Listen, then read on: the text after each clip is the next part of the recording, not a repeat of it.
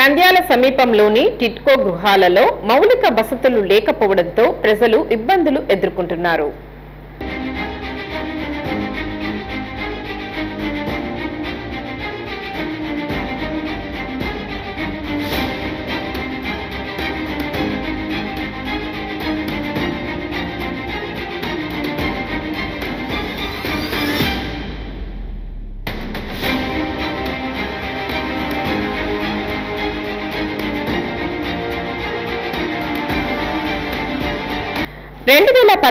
TDP ప్రభుత్వ సమయంలో నంద్యాల సమీపంలోని ఎస్ఆర్బీసీ, నందమూరి నగర్, అయ్యలూరు వద్ద వేలాదిగా టిట్కో గృహాలను నిర్మించారు.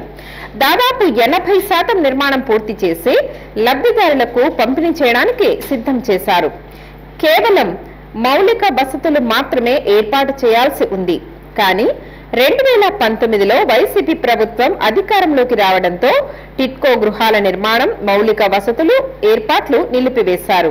టిట్కో గృహాల లబ్ధిదారులు చాలా మంది పేదవారు కావడంతో ఇంటి కోసం ఎదురు చూశారు.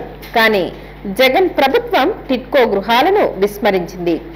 వాటి పర్యవేక్షణ లేకపోవటం వలన మొండి గోడలుగా మారాయి. వైసీపీ ప్రభుత్వ తీరుపై విమర్శలు చేశారు.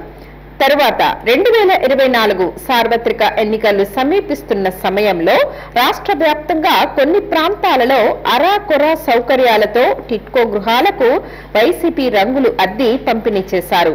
టిట్కో గృహాలలో ఎటువంటి మౌలిక వసతులు కల్పించకుండా పంపిణీ చేయటం అప్పట్లో దుమారం రేపింది.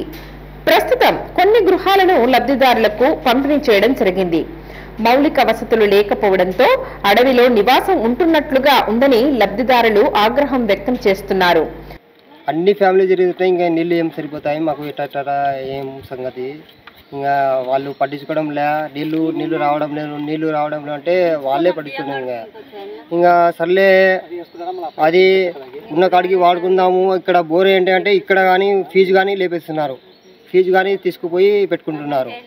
అట్టా కానీ ఇంకా పట్టుకుందాంలే, సర్లే మోసుకుందాం అంటే కానీ దాని గురించి కూడా పట్టించుకోవడం లేదు.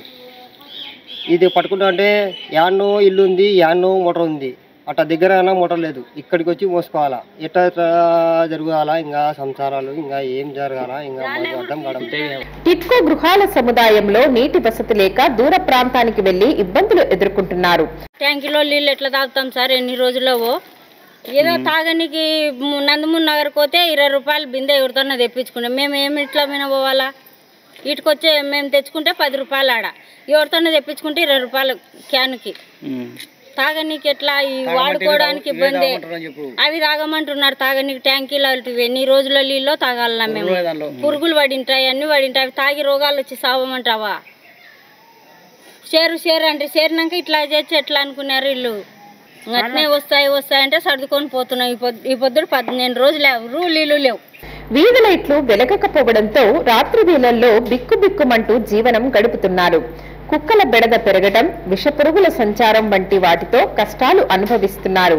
టీడీపీ ప్రభుత్వం అధికారంలోకి రావడంతో లబ్ధిదారులు కోటి ఆశలతో ఎదురుచూస్తున్నారు.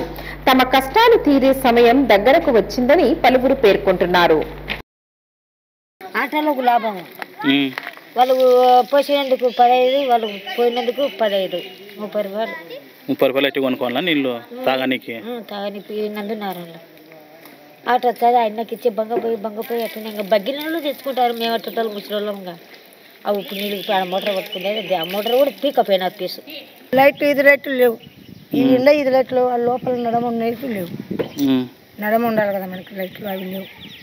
నీళ్ళ వస్తువులు అందరూ వస్తామంటున్నారు, నీళ్ళ వస్తువులు లేకరా అన్నట్టు. హాయ్ అండి, సబ్స్క్రైబ్ టు నంద్యాల కమ్యూనికేషన్.